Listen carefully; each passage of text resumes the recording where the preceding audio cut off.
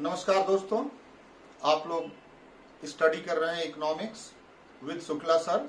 तो आइए आज हम लोग मॉनेटरी पॉलिसी के अपने क्रम में रेपो रेट को आज लेते हैं और रेपो रेट के बारे में विस्तार से बातचीत करते हैं। जैसा कि आप लोग जानते हैं, रेपो रेट किसे कहते हैं?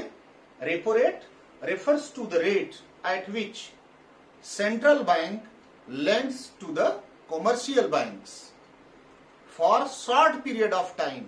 Point to be noted.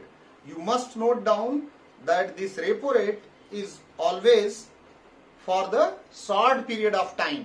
Let's write the definition at the whiteboard. It refers to the rate at which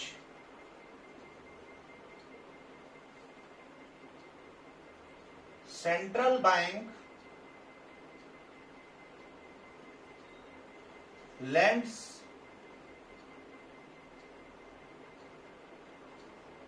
commercial banks for short period of time.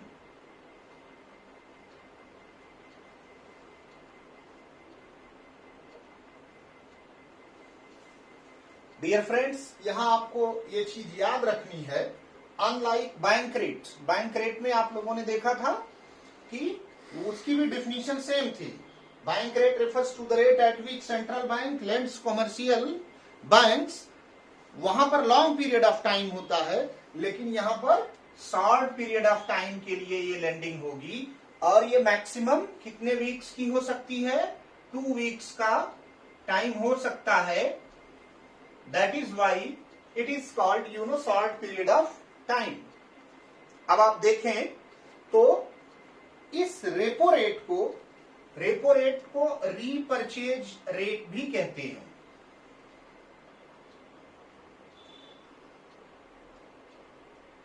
Repurchase rate repo rate को क्यों कहते हैं? क्योंकि it refers to the rate at which commercial banks sell their additional government securities, surplus government securities to the RBI. That is why this is called repurchase rate.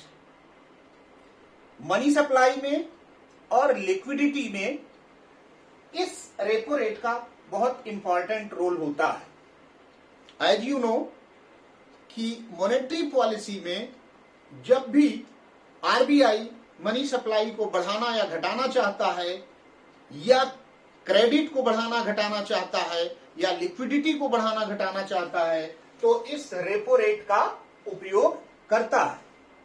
अब मान लीजिए कि अगर आरबीआई रेपो रेट को घटा देता है, अगर रेपो रेट घट जाएगा तो इसका मतलब यह हुआ कि commercial banks will get cheaper loan from RBI, and in turn what will happen? These commercial banks then will pass on these cheaper rates to its customers. अब commercial bank का customer कौन होता है? Commercial banks, as you know, deal directly with the people, while these commercial banks are taken loan from RBI.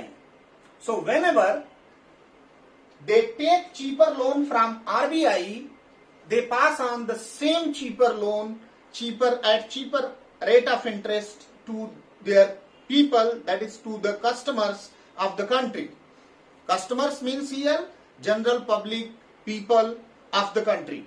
तो जब उन्हें सस्ता loan मिलता है तो they encourage to take loan. In this way, the money supply, that is the liquidity, increases in the whole of the economy.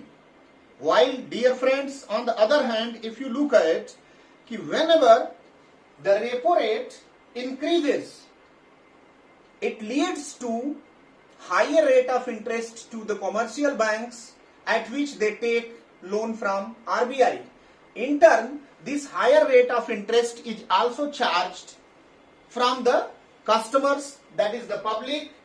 और जब higher rate of interest commercial banks people से लेते हैं तो they harass to take loan from commercial banks, और जब वो harass होते हैं तो लिक्विडिटी या मनी सप्लाई पूरे इकोनॉमी में कम हो जाती है। इस तरीके से आरबीआई एक जगह से मनी सप्लाई को इस कॉमर्शियल बैंक्स यानी सीबीज के थ्रू पीपल को बढ़ाती या घटाती है। मनी सप्लाई को आरबीआई सीबीज को अफेक्ट करती है एंड इन टर्न दीज सीबीज यानी commercial banks affect the people. अगर आरबीआई ने कॉमर्शियल बैंक को चीप रेट पर लोन दिया हुआ है तो ये भी चीप रेट पर देंगे, और इन टर्न जब पीपल को लोन चीप रेट पर मिलेगा तो it will lead to the supply of money in the economy. Supply of money हो जाएगी यानी लिक्विडिटी बढ़ जाएगी। और दूसरी तरफ अगर यही रेट ऑफ इंटरेस्ट आरबीआई ने सीबीज को यानी रेपो रेट बढ़ा दिया है तो पीपल को भी हायर रेट ऑफ इंटरेस्ट पर लोन मिलेगा और फिर वो हैरेस होंगे और सप्लाई ऑफ मनी या लिक्विडिटी कम हो जाएगी।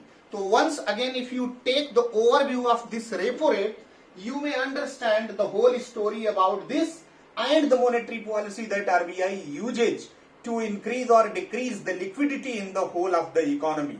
If you look at once again, repo rate is rate at which central bank lends to the commercial banks for short period of time.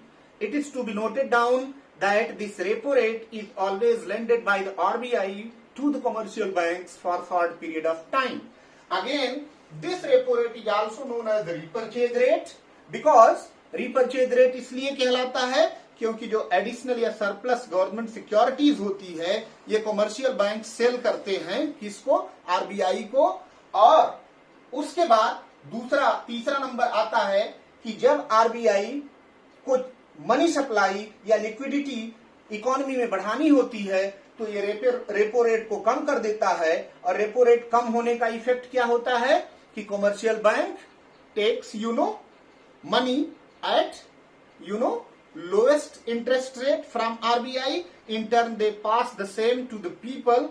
Thereby, the money supply, that is the liquidity, increases in the economy. While on the other hand, when RBI wants to contract money supply or liquidity from the economy, it increases the repo rate. Thereby, commercial bank gets little dearer loan from the RBI. In turn, they pass the same to the people, and the whole loan becomes dearer for the common people, for the public, and in this way the money supply, that is the liquidity in the economy, become dearer and it gets decreased. That is why this tools is very important for contracting and expanding the liquidity in the whole of the economy. So I hope, dear students, you must have got the point, and I will be coming soon with another topic. Thank you for being with me. Thanks.